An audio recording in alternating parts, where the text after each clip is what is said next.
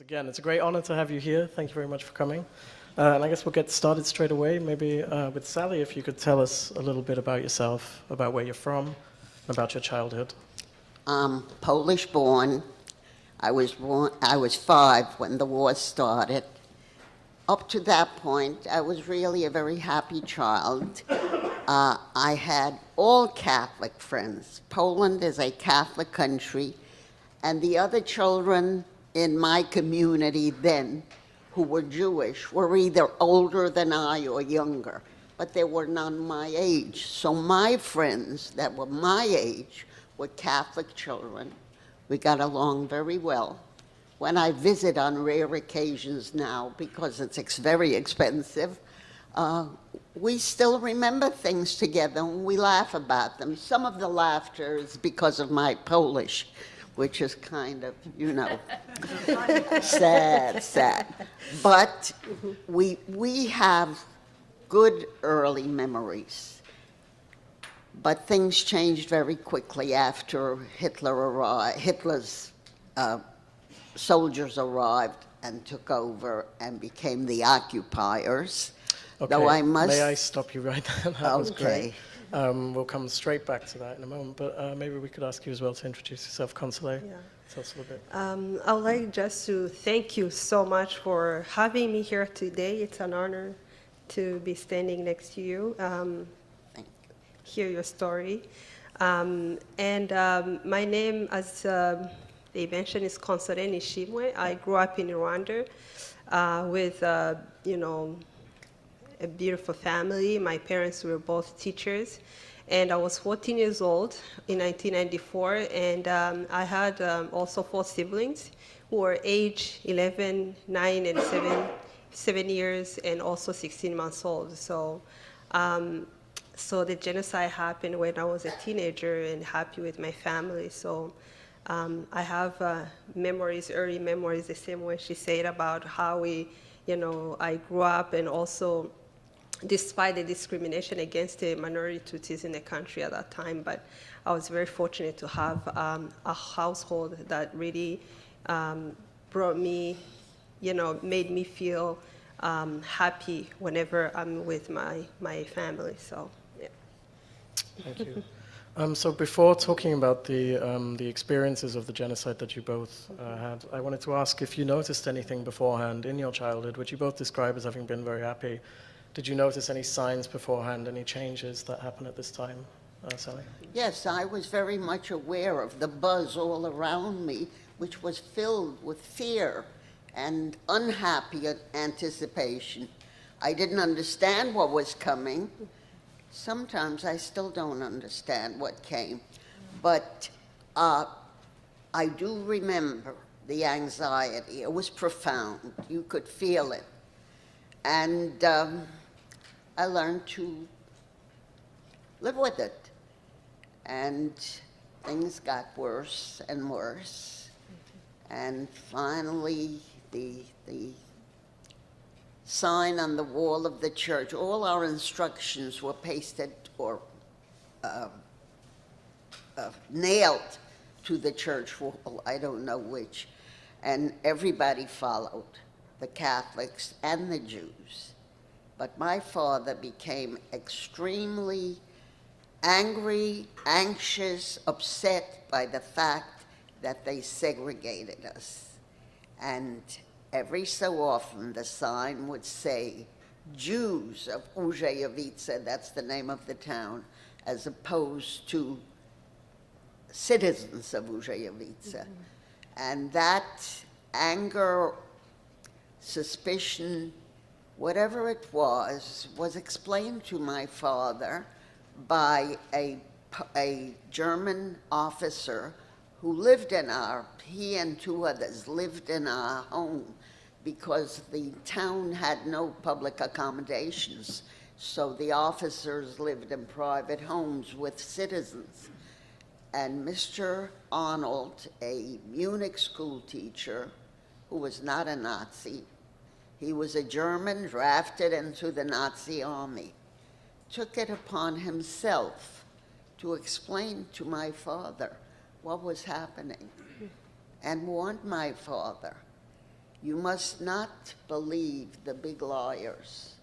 The little lies, forget about them, they're unimportant. But the big liars will kill you with their lies. And he encouraged my father to make some kind of plans, which I think my father tried to do, because he and Mr. Arnold were friends and he trusted Mr. Arnold's judgment. But I don't know what he accomplished. I know that I'm here, and I very strongly feel that that first German officer's warning has something to do with it. But how much and what, I don't know. And my father acted on his instructions. He tried and tried and tried. And when the sign said, in August of 1944, the sign said, and Mr. Arnold was gone since 41, when that war between Germany and Russia came on the scene, and Mr. Arnold had to go to battle in Russia. My father acted on the advice given him by Mr. Arnold, but there was very little we could do, because the instructions in August of 1942 said all Jews must come to the railroad station. And my father said, we won't go. And he informed every member of the Jewish community not to go. Do what you can, but don't go to the railroad station. Those are death trains. They will kill us. And people were helpless and didn't know what to do. But we survived because of good luck, actually. But I have a list of good people, and those good people made the difference. And it is because of those good people that I speak to young people all the time and tell them that good people can change the world, and they should participate in that huge, demanding effort. And I hope it does some good. It makes me feel good that I have, in a way, warned them the way Mr. Arnold warned my family. Thank you, Sally. Sorry to interrupt you again. I will come back to that because it is a very important message. But I'd like to come back to Consolee as well, if you could tell us a little bit more, to go back to your earlier experiences. When I was younger, before the genocide, I actually knew a little bit of what was happening, the discrimination against the Tutsi that was happening at that time, until I started school, elementary school, where we were taught to stand up, as the Tutsis and Hutus in the classrooms. And most of the time, the kids in the, belonging to Hutus in their homes already, they were taught how Tutsis were not good. So every time they tell the Tutsis to stand up, there will be kind of like a humiliation we had. So, and sometimes, as a kid, you don't know how to react, so you don't know what was happening because the way it was happening. So, but at the same time, when I used to go back home, my parents wouldn't tell me much because already they had to tell me, be careful, just behave yourself, and kind of like teaching us to behave extra careful in school compared to other Hutus kids. And then another time I really felt the discrimination is when I was in high school, junior high school. And when one of my classmates bullied me in a class, along with other Tutsis who were in the classroom.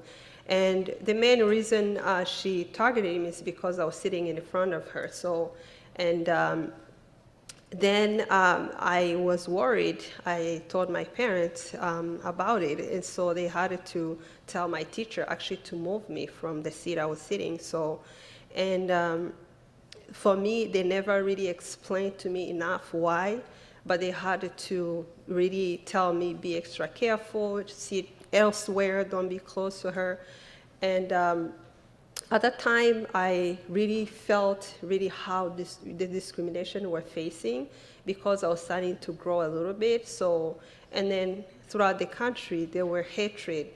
There was a hate radio called RTLM, so which was spreading the hateful language, encouraging Hutus to hate the Tutsis, and then also there was other new form of media, a newspaper called Kangura, which was one of the newspaper everybody was reading at that time, so which was spreading out the hateful language. So, and a lot of times also they were using artists who was making music about how it kind of inciting the hatred using also music. So one of the singer actually was faced the trial in the ICTR. So, and at that time, people kept learning over the years, learning about how to hate the Tutsis simply because we're Tutsi.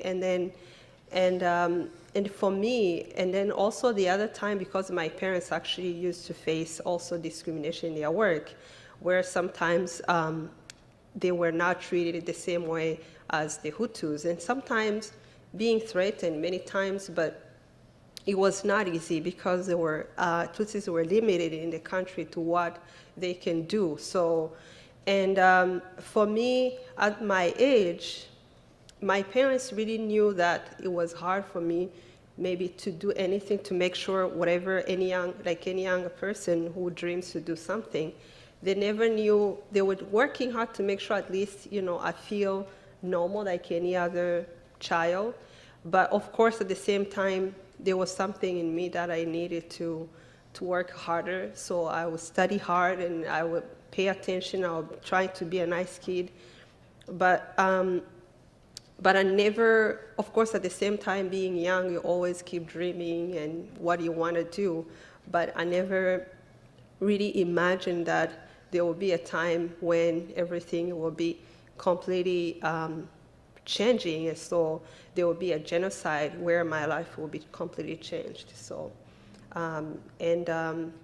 when the genocide began, that's when everything changed. So, but also the hatred, started early on because there was a genocide even before 1959, where there were so many Tutsis in exile. So, even those of us who live in the country was not easy. So, but the hatred was really taught throughout the years. That's why the genocide was well planned. So that's why the genocide, really a lot of extremists Hutus participate in the genocide. So maybe I can stop there. No, thank you. So both of you survived in hiding. I wonder if you could tell us a little bit more about your experiences in this time. Back to you, Sally. The hiding part. When that sign went up about being resettled in the East, my father knew that this is a big lie. He felt it, and he informed every Jewish member in our community, not just our town, but our community. Word of mouth, everybody knew that my father said, don't go to the train. Whatever you do, don't go to the train. Those are death trains, and it means the end if you go. And so all our neighbors and those further away than neighbors wound up not going, except my grandfather. My grandfather had faith that people who achieve what the Germans had achieved. Germany was a country of successful people. They had talent, they had high IQs, they did things that the world respected immensely. And my grandfather said to my father, "You're insane. people who can achieve, who can do what these people do, don't hurt others. That undoes all their goodness. Why would they do that? I trust them because they have talent and wisdom and succeed in every effort, and I will do what they instruct. And so my grandfather was the first member of our family to be killed.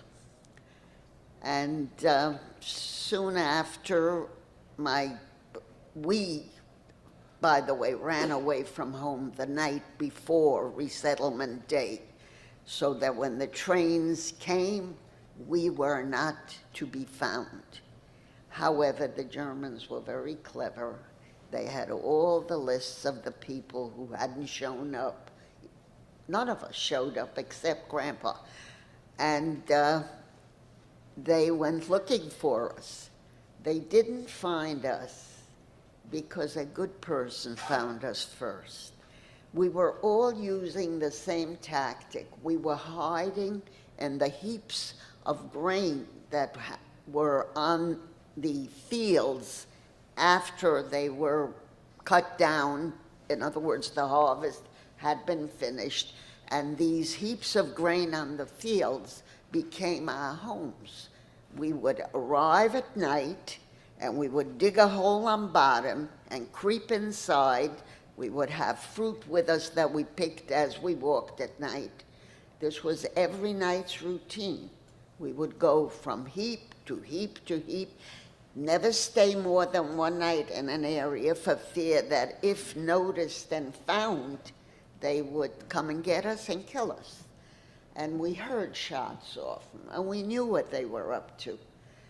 And we were succeeding. We were living the summer of 1944 in these heaps of grain, housed by day and at night on the move to new heaps. And we were managing. In our case, it was my father and mother, and we were 4 girls at the time.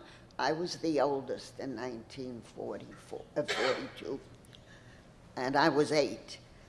And my aunt and uncle had 3 children, the ages of my younger sisters. So these 11 people were a group that survived together. But it became more difficult as the weather was changing. And in spite of the fact that we thought, wow, America in 1941 entered the battle, we thought, this is it, Hitler's done for. Wars are hard to end, and it wasn't done as quickly as we needed. And we kept struggling, but the weather made it very, very hard.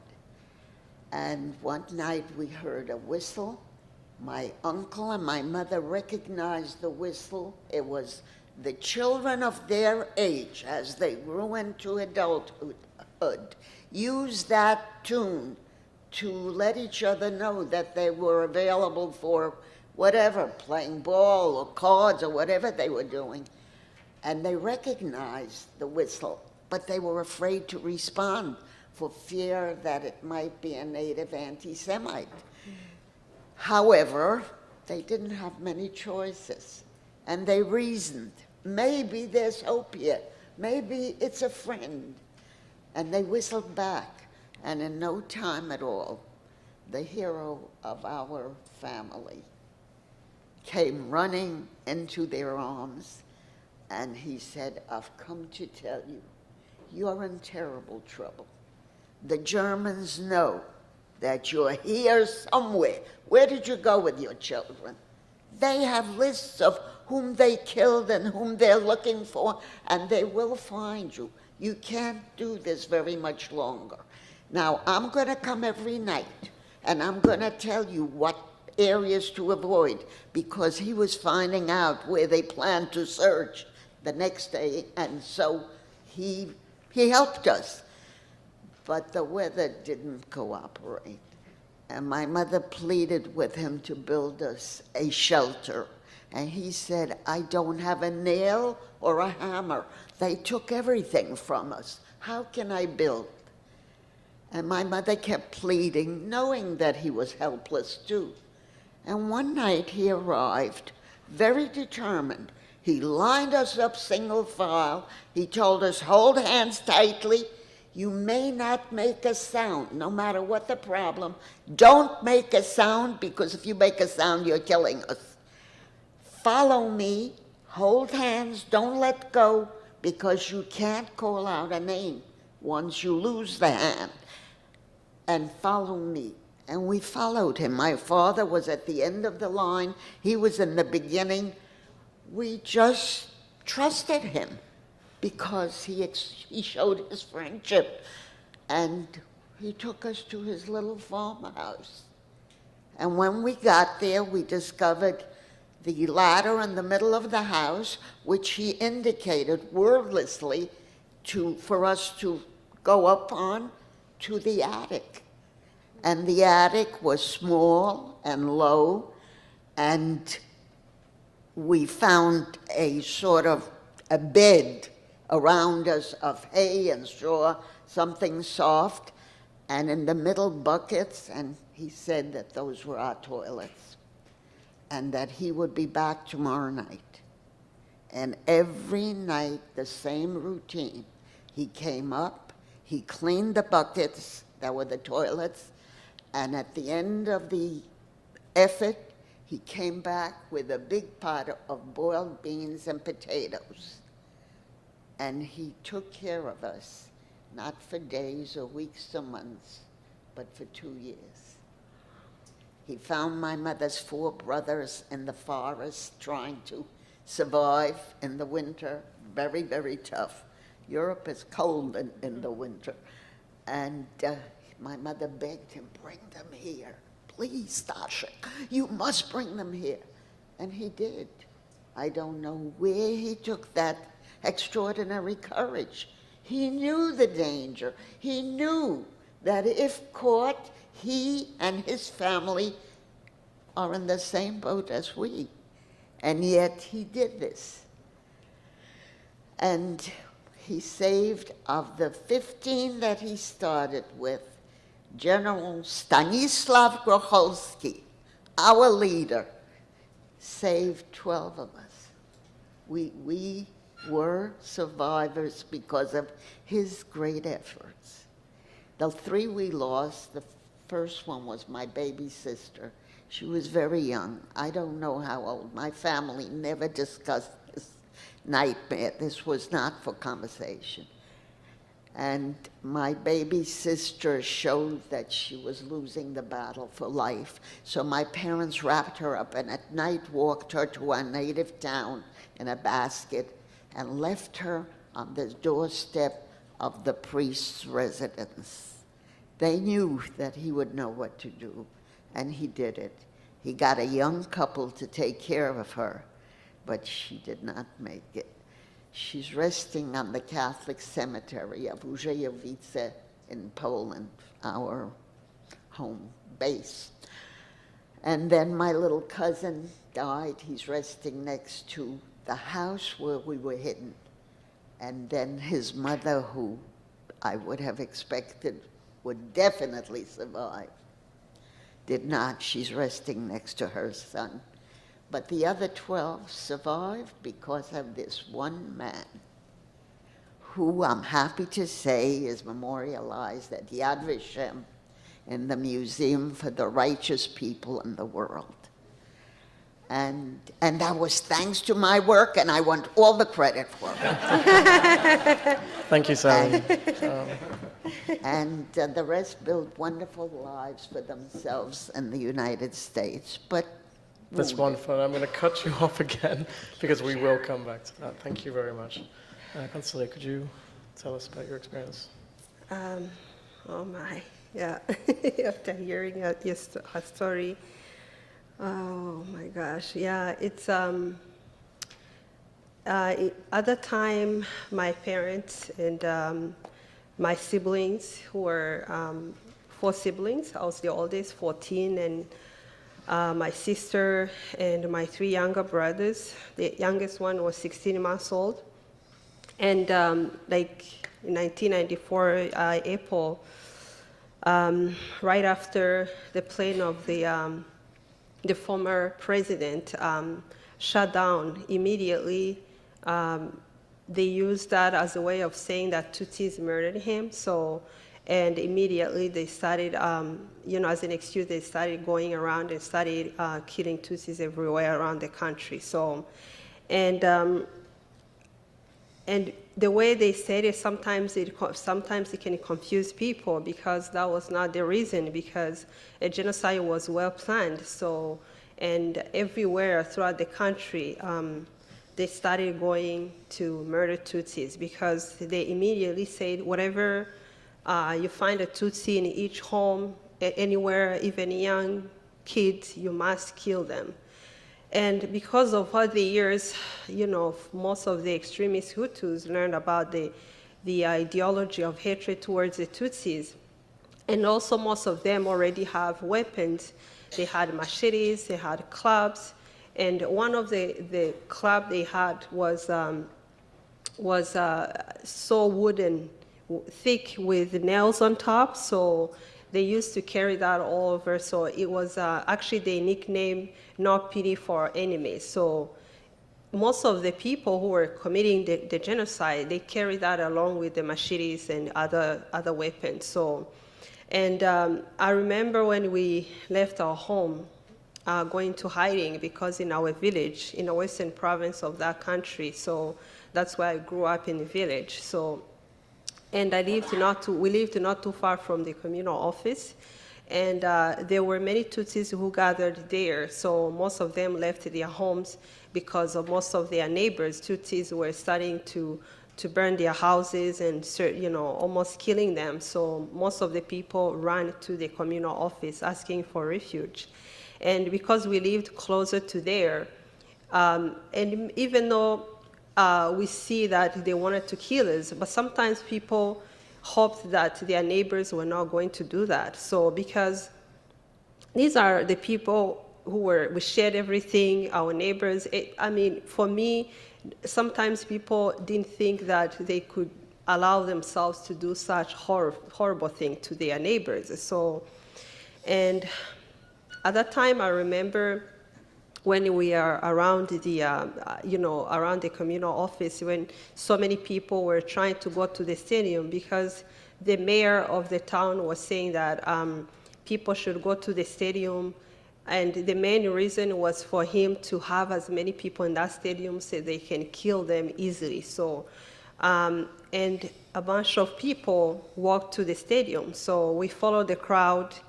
It was my siblings, my mom and my dad, and also my paternal aunt, and also a young woman who was a Hutu but who lived in our home, who refused actually to go to her parents, so she came together with us. And as we followed this crowd of people going to the stadium, my mother's instincts, I don't know what she felt, she immediately told us, no, we can't keep following the crowd, so we have to go to a neighbor. So we reached like a few short distance. So, and then we went to this actually family, which was very close to our family for so many years.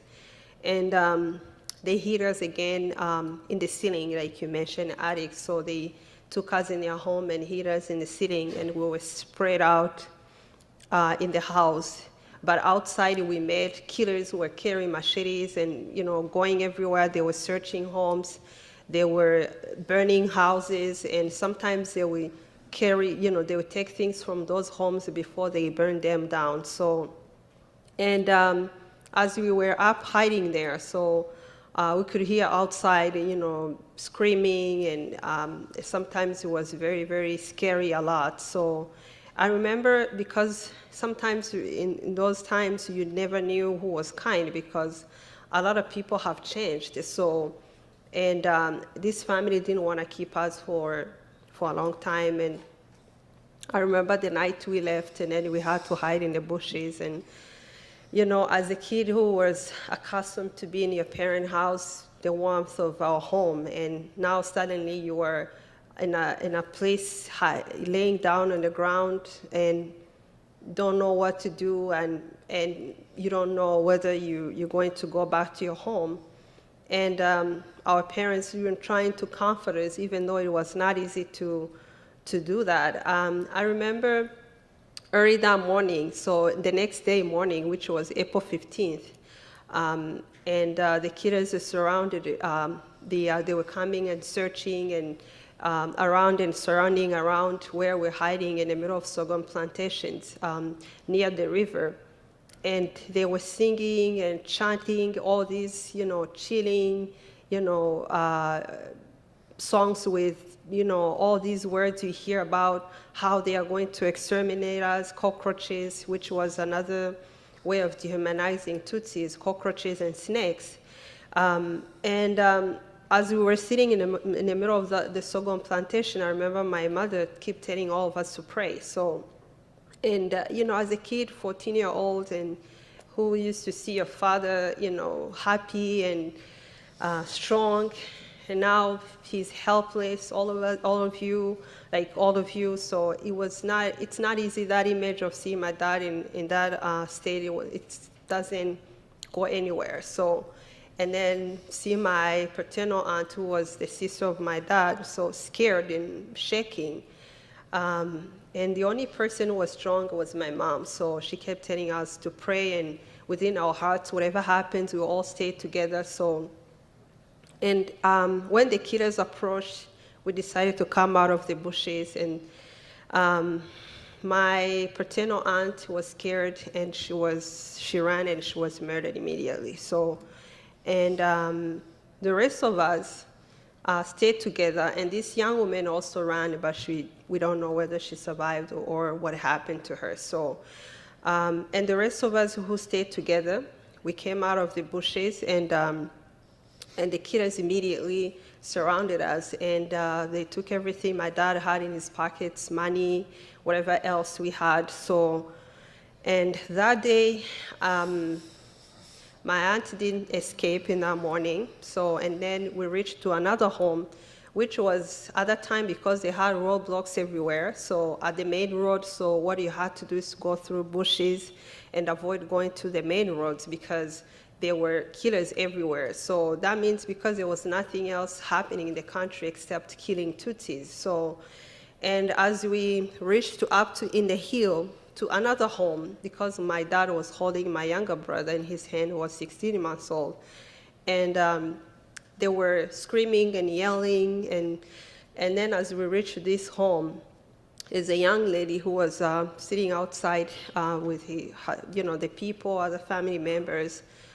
She took my younger brother from my dad's hands, and she told all of us to follow her in the house. So as we reached in the house, my dad, of course, the killers immediately decided to follow my dad. So, and the rest of us, again, were hidden again in the ceiling, and which was not easy to see there. It was very small and not easy to really be able to stretch, but we had to be there. That's at least the only place you can hide at that moment. So, and as we were sitting there, I was mostly close to my mom, and the rest of my siblings really sat also in different, places. And my mom and myself could pay attention to what was happening outside. So I remember later that evening, so that day later afternoon, so the killers were coming outside because there was a bar outside where most of the killers would come and talk about how many people they have murdered, how happy they are cleansing the Tutsis everywhere. And, in my young mind, so I couldn't understand how people are so happy about, killing other human beings like them. So, and, but hearing all those things, I never imagined that I would hear them saying that they have murdered my dad, which was the same day my aunt was murdered. So, and that's not too long ago. Actually, I remembered my dad, who was killed April 15th. So, and it was hard, My dad was someone who really cared for anybody, who was spending many hours teaching, like many of you, and spending hours at school, extra hours helping kids in the community. And even now when I post a message, even on Facebook, I get messages of people telling me my dad was a good teacher, they appreciate him. And now simply, and then he was tortured simply because he was a Tutsi. And, but we didn't know whether we were going to survive. We kept hiding again. So, but my mom had to carry the rest of us kids to whoever was kind enough to help us, and which was not easy a lot of times. So we had to go through bushes, and it was a rainy season. Sometimes we, our feet swollen and soaked. And every time we were hiding in the bushes, you could hear, noises and screaming. And sometimes you think it could be your family member who's being followed and probably killed. And I remember, because we asked many people we thought were good friends, of our families, because everybody knew each other in the small town. So, and I remember one place we went, my mom, already we're hiding in the bushes. We didn't know who we were going to ask for help. I remember we reached this home, and my mom already, she was tired. She needed to find a place for us to at least lay down. And we knocked the door of this home, which was where my mom grew up. So, and in this home, actually, the husband was at the roadblock kidding, and the wife was home. And as we kept asking for help, my mom, of course, finally kids recognized my mom's voice. They begged their mother, but their mom was not really, she didn't want to help because the kids, somehow, some of the kids, my mom taught them in school, and they begged their mother to help. So, and that was really a miracle for that. At least that night we can lay down a little bit. So, and there were many places we went. Sometimes people will call killers for us. And I remember one place we went, and this home, I can even see where the home this family lived. So because we're good friends of our family, so, and every time we had to go to any home, you had to go through bushes, and sometimes it was not good because sticks and stones would go through your feet, and it was not an easy time. So, and we reached in the back of their home and knocked the door. And there was this man who was standing there who had really machetes and clubs, and he seemed like he was about to be ready to kill anybody. So, and as we knocked the door of this home, and this man in the household and his wife, we could hear them talking, but then later we saw the man coming out, and he had a towel around his waist, and he had a small drum in his hands. And then he started where he lived was facing a high school. And he knew that there were many killers at that high school, at the roadblocks. So, and he was calling them actually to come and help him, killers. So fortunately, none of those people paid attention. And he was mad, and he went back in the house. But in the time he was going back in the house, we were begging him to let us go. I remember this killer who was there already. Excuse me.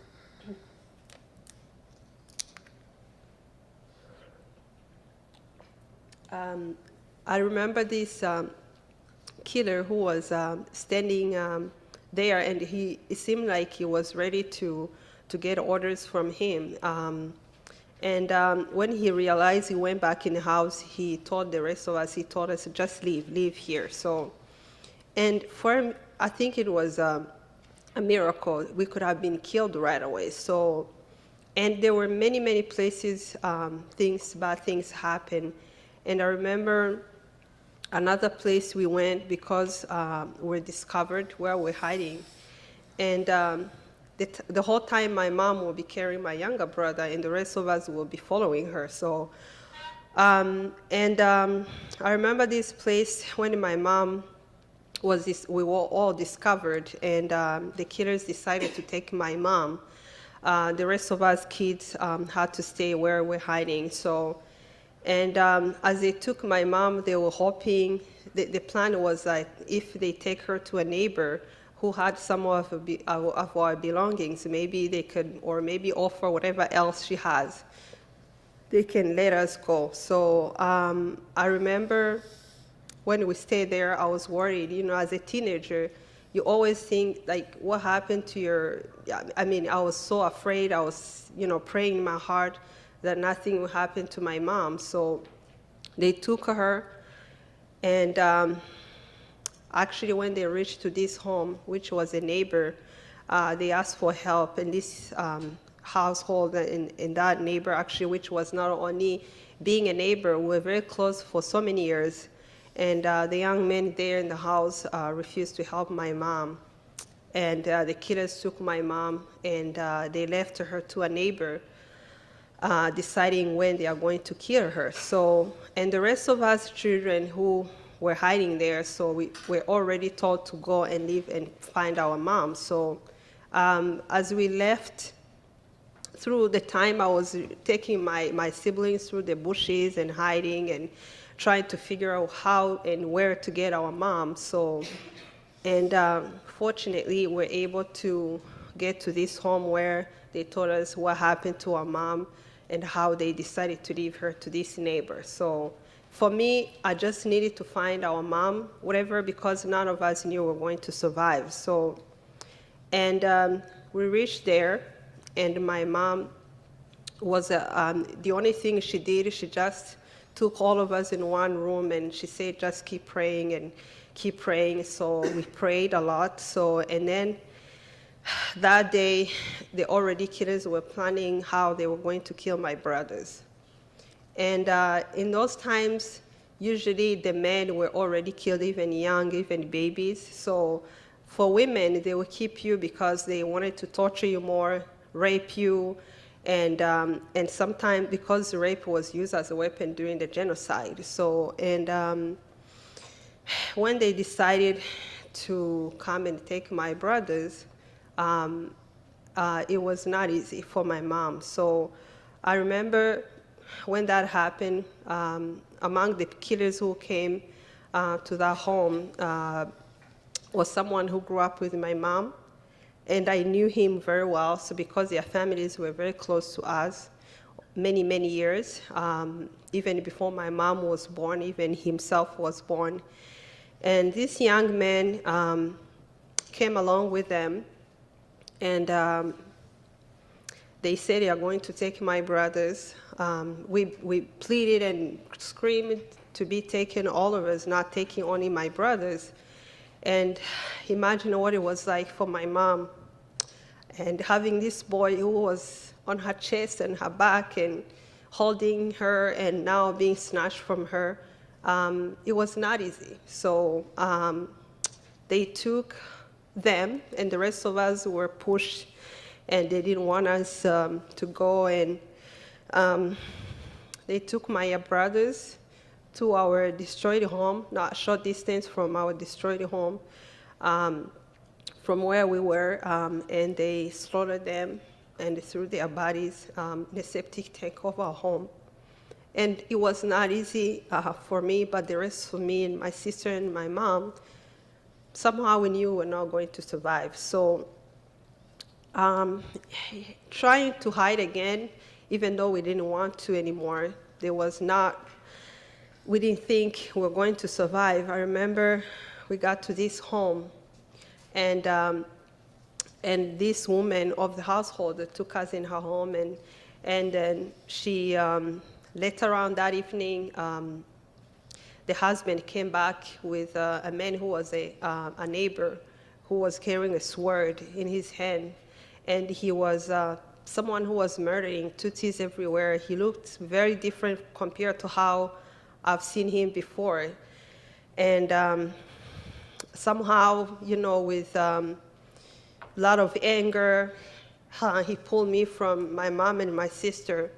And this man of the household never stopped him even to do that. So, of course, my mom and my sister screaming and saying, don't take my daughter alone, just at least if you're going to kill all of us. So, but that didn't really, they couldn't have really anything to do about it. So because this man also, the household of that man of the household was really not helpful at all. So, and I was taken by this man beating me with a sword, the back of the sword, and I was yelling and screaming and don't take me, don't take me.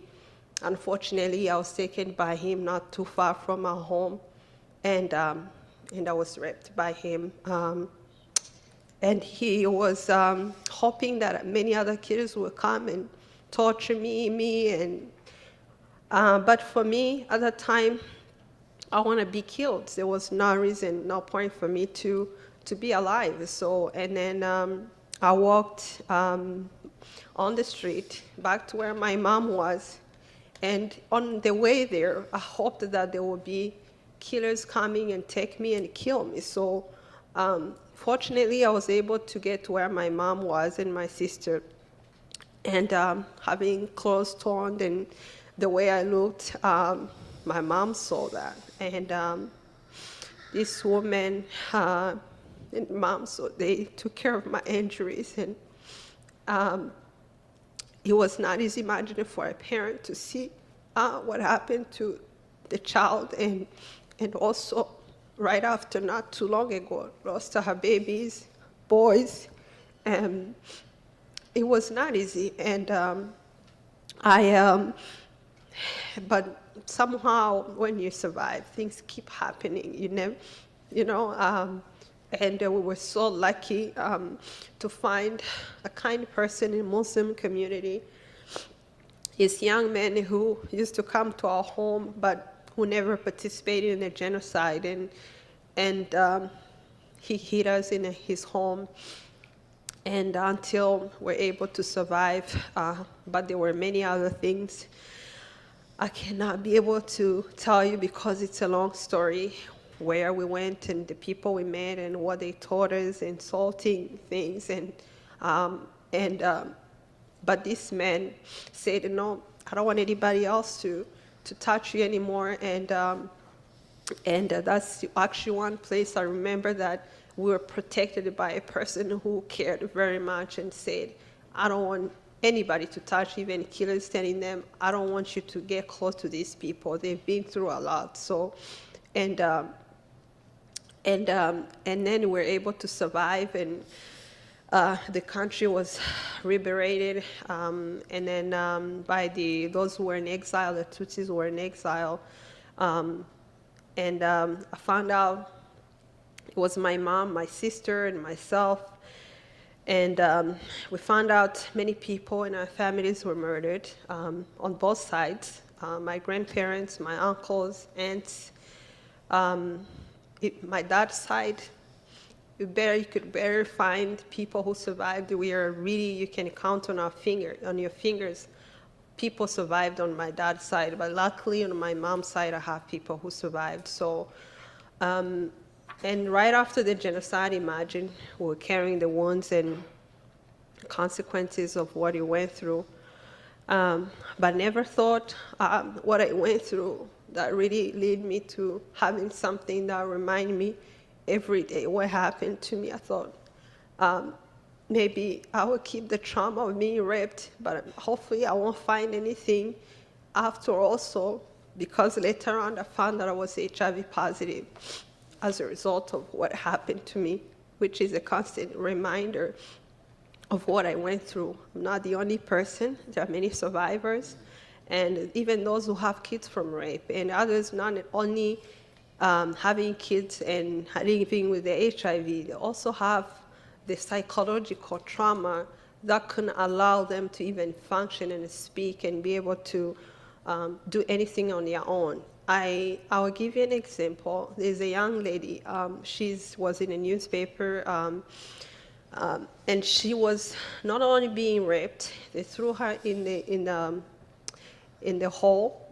and broke her back. Now she's been on the bed about 24 years. And she's not the only person. There are others who don't have arms, even other physical disabilities, including the psychological and all the other invisible wounds. So some of them are not going to recover for the rest of their lives. But for me, the reason why I also speak, I know that it's so important to make sure that I speak for them, because there are many who probably won't be able to share their stories like I do. So, and I think of them, how difficult, because it took me many years, even myself, to be in a place where I felt I was strong enough, courageous enough to talk about it at this early age of my life. So that's why when I see people like Sally sharing this story, encourages me more. All these years she's been sharing and working hard to make sure she's a voice for so many. I truly thank you for the work you've done and you did this time, and hearing Heller and many others really encourages me more, that I make sure the stories of our people will never be forgotten. That's why I really appreciate the museum for the work they've done to make sure, our stories, and many stories, are going to be forever, alive. And yeah, thank you. Thank you very much. Sorry. Thank you for sharing that. Thank you. I'd like to pick up, both of you already have started saying a little bit about your motivations for speaking. Yeah. And I'd like to follow up a little bit on that as well, to maybe ask you how you picked up your life again after these experiences you went through, after the experience of genocide, how you continued, and at what point did you start giving testimony? Did you start speaking about your experience? And how has that helped you perhaps to come to terms with your experience as well? If we could come back to you, Sally. Well, the reason for telling the story she just summarized. It's important that we know about pain and that we stop it in some way. And you can't do it alone. Yeah. So I know I am hoping every time I meet a group of youngsters that they will learn and they will make the difference. And I really believe that they will. I feel it. This is my faith. These young people will learn. When did I become involved? It took me a long time. I was in a closet, and it was not comfortable because there was no air there. I kept everything to myself, and the burden was too great, and I became a mommy because I fell in love and I married. And as a mommy, I knew that I had to do something for my children that would be more than I can do alone. And so I became involved in asking I asked people to help. Get off your rear end and do something. Like Mr. Arnold, the German officer, used to say to my father, if you don't do anything, you will die. You must make an effort. You must try. Well, that's what we must do before it's too late. And we're very, very close to being too late. And that is what sends me to do it. I never refuse an invitation to speak, do I? Never. I am here whenever I'm called because I feel that the young people must be convinced not to be lazy, not to be indifferent, not to just be so involved with themselves that they don't notice how much pain there is in the world. And I push for it, and I hope, and I have some young students once who are now doing it. So I feel I didn't waste all my time, just a little bit. And I have help, and I am convinced that we can have a better world if we try. Yes. Thank you. That's what brought me around, and it took a long time. It wasn't an easy thing to do. My first realization that I must wake up occurred at the Cathedral St. John the Divine. In June 1967, they had a symposium, a weekend event, during which a Monsignor Ostreicher from Seton Hall University in New Jersey contributed to the planning of this effort. And when the weekend was finished, and he thanked us for coming and participating and so on, and wished us good luck, and he said, and by the way, there are many of you here who know the truth, but you don't talk. I respect your reasons, but I beg you, he said, bear in mind that you have a responsibility to the young people. Tell them the truth. Let them know. Truth is power. Let them know the truth so that they will wake up too and will do something. And I felt accused. He was talking to me. I knew, but I wouldn't open my mouth. And that was the beginning of a long struggle. And I made it. Yeah. I overcame. Oh, sorry, you're doing Yes. good. Thank you. And we heard, I mean, you were just speaking at the UN this week as well, we heard. Yeah, because this is a period it happened 24 years ago, and that's why I was at the UN for the commemoration. So, but and to me, Liz knows, and we've been all the years I've been coming here also. So that was the beginning, part of the beginning of when I started speaking, and it took me many years because when I came here, I thought that's probably our Black, that's what anybody would think of, or I'm not gonna think about any bad memories I have, so maybe that would be a way of forgetting everything, but that was not, that was my earliest time, but that was not going to be right for me, not only for me, for the memories of those we've lost, and also to make sure, like she said, it's our duty to make sure that you know, this won't happen anywhere, and also making sure what happened, it's an education to everyone. So, and it took me a long time myself because I was struggling with the pain and the trauma, and because I was still young, so I lost a big part of my teenage life, happy teenage life. So, and I was really recovering. So, but through that recovery, that was the time when I was, especially when I was writing down everything that I felt, you know, that I was carrying within myself. It was almost like a load lifted off my shoulders. So, and through that journey and therapy and talking to people, gradually I realized that it's so important to start making sure that I speak about it. So be part of at least helping the world to be a better place. I may not probably see that world, you know, enough to see, you know, there's no war anymore, but at least it's helping to make sure nothing like that, no kind of story, our stories are not going to keep happening, repeating again. So, and hope that trying my best and being encouraged more by you to keep speaking, being part of educating others, and making sure I reach out more to many of you to make sure, you know, to support us and be there,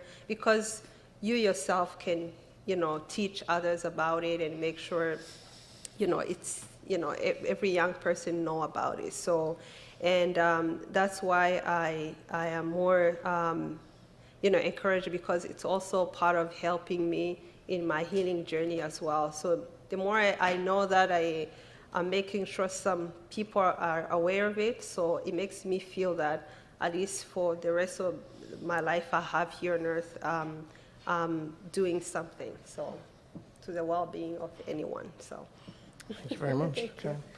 I think we're going to open this to a Q&A now, but first I would like you to join me just in thanking our speakers for coming today and really for their tremendous courage.